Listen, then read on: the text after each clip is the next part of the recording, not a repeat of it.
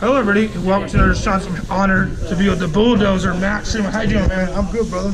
I'm a fan of you. I know, man.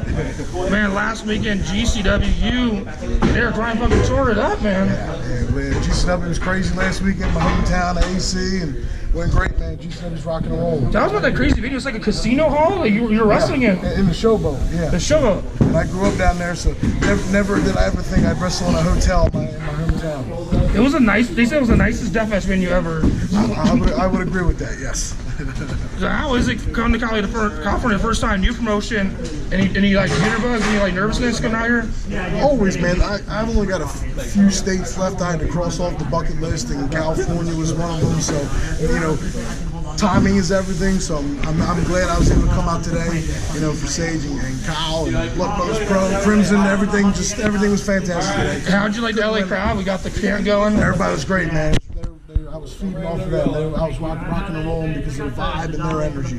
Tell us about your fellow Dame Diamond Cutter. What impresses you about him? What sticks out to you about him? Man, I've known Neil for a long time. We fought years ago in Carnage Cup in Alabama in the deathmatch tournament, and we had never locked horns since then. So it's been like 8 years since we've, you know, never had a singles match. So, man, he's got a lot of heart, a lot of fight, and he's talented. He's more than just a deathmatch guy too. He's a great performer, great wrestler, and very happy for the first time we were able to do it. He's in California. If you're in Arizona, he lives out there. He's doing Party Hard Wrestling. He's on Powerball TV, indie wrestling on TV. But when you 2012, 2013, when I started getting into deathmatches, it was kind of a dead period. Yeah. When was the resurgence? What year did it start getting back and getting bigger?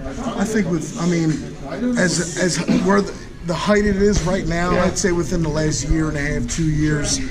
Because when I came in, you know, guys either, you know, some guys passed away, some guys retired. You know, I was at the right place at the right time, and I filled a void. You know, back in 2010, 2011, and there was nobody. I was kind of like the only new guy on the scene, and to keep the genre going. Now there's so much talent in there, and deathmatch wrestling's rocking and rolling right now. What do you think makes GCW stand out, and like why people are like drawn to it? I think the unpredictability, the atmosphere, the aura, and everybody just giving 110%, man, and believing in the vision, and you know, just rocking and rolling, man. It's a renaissance, it's a revolution. And they just new generation, the G-Ray versus the Marcus Grange. What do they bring to this to deathmatch wrestling that was missing? I think, man, the heart and just the quality of hardcore wrestlers. It's not just guys going in there and hitting each other. These are guys not only putting their bodies on the line, but telling a good story and implementing the violence with all the stuff and having psychology, so on and so forth. But yeah, man, the best deathmatch wrestlers are going today. So what separates like bad death matches from good death matches? What separates that? I would say guys just going in there and hitting each other with no psychology, just hack and slash type wrestling, opposed to going in there wrestling, telling a story, implementing the violence into their story, having psychology and shit like that. And like you've gotten in the room with other guys like Matt Riddle, you've gotten in the Beyond Wrestling. How is that to step out of your element, go into it, improve yourself as a wrestler? I've seen you with no weapons in this Matt wrestling, good old-fashioned wrestling. I love it because at the end of the day, hardcore wrestling is my bread and butter. It's how I made my name. It's how I, you know, provide for the family. Yeah. But you know, when I get to go out there and wrestle and show everybody, hey, he's more than just blood and guts.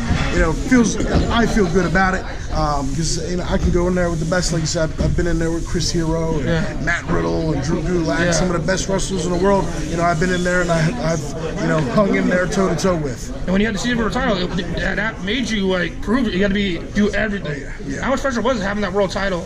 Man, I wouldn't say pressure, but I took a lot of pride in it. Yeah. You know, I held that title for 399 days, and I looked at it as, man, I'm the world champion. I'm going to represent this company, you know, proudly everywhere I go, defend it everywhere, whether it was wrestling or death matches. I took great pride when I was CZW champion and when I was GCW champion as well. Took great pride in, because you're the representation and you're waving the flag of that promotion. So to be the top guy and to be the franchise, quote unquote, man, it's a lot of responsibility, and I took a lot of pride in it. How much is like those deathmatch tournaments together? Because you're a veteran, though. Is like what's your mindset going into that? Going in like 3 deathmatches in a row, as opposed to like 1 deathmatch. It's one. Because you're the veteran. You've been like probably the most deathmatch tournaments of anybody. Most people. I did for a good time.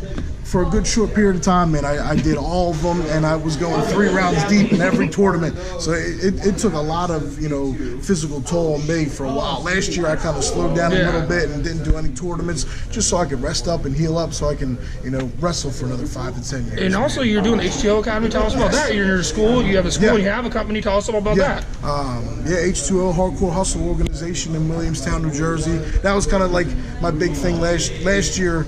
Not wrestling as much, so I could focus on promoting and running the school and building the brand. That is H2O Wrestling. We got 21 students enrolled in our school right now. Me and Preacher Phineas James are the head trainers, and they're all, half of them are going to make their debuts this week.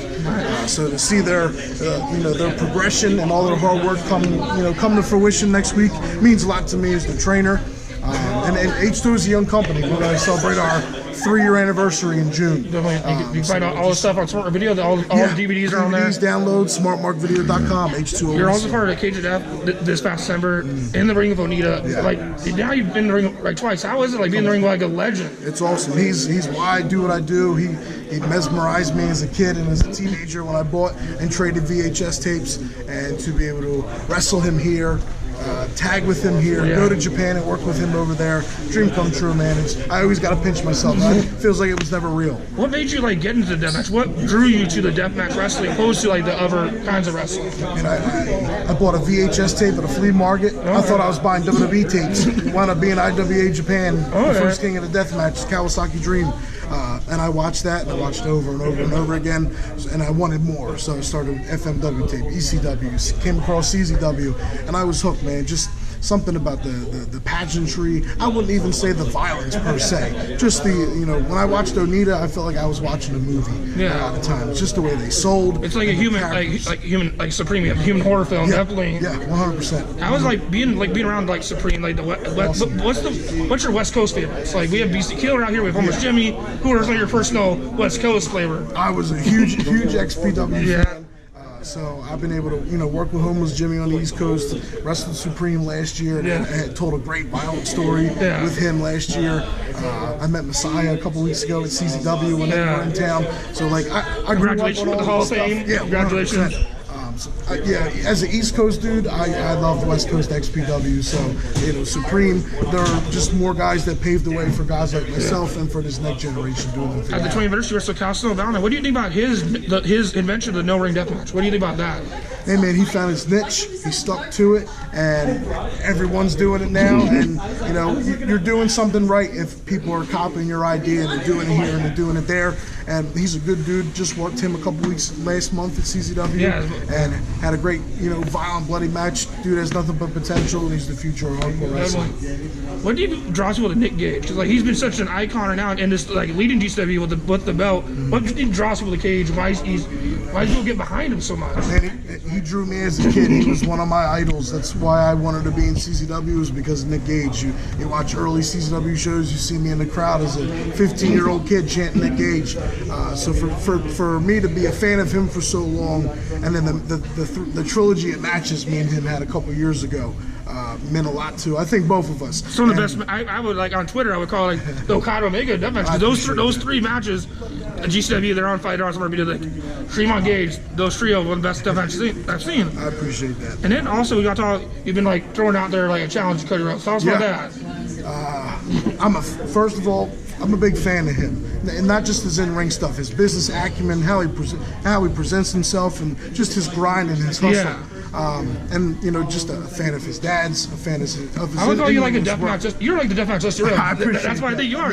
I'm watching. I'm like, this is the guy that you like the essence of Dusty. Like, I can see in you like the heart and the soul. Like if Dusty was deathmatch wrestler, he'll be you definitely. I appreciate the sentiment. So what's the offer to Cody? Like, and I think we've talked. He knows of me, and everything. I think at one place and point in time, it's going to happen. Who knows when?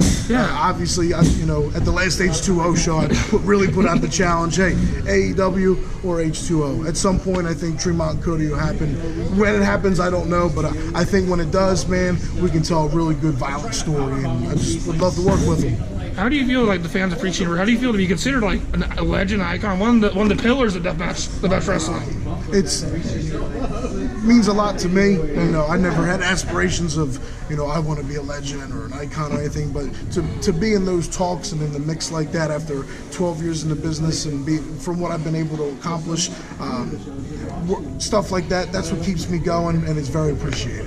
What was the breaking point where you knew, yeah, you made it in the business?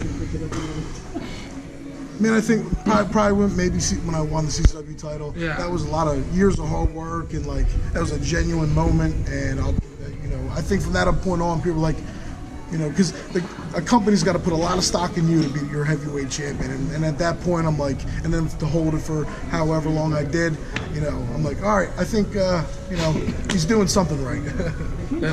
First Cali appearance, let's plug your, we don't keep you here too much longer, but plug your merch, your Twitter, anything you want to do, your time, man. I appreciate it, yeah, man. Thank you, brother. Bulldozer Matt Tremont. Find me anywhere at Tremont CZW, and check out H2O, the Hardcore Hustle organization. Check out realkindmits.com, Savage Stash, Matt Tremont.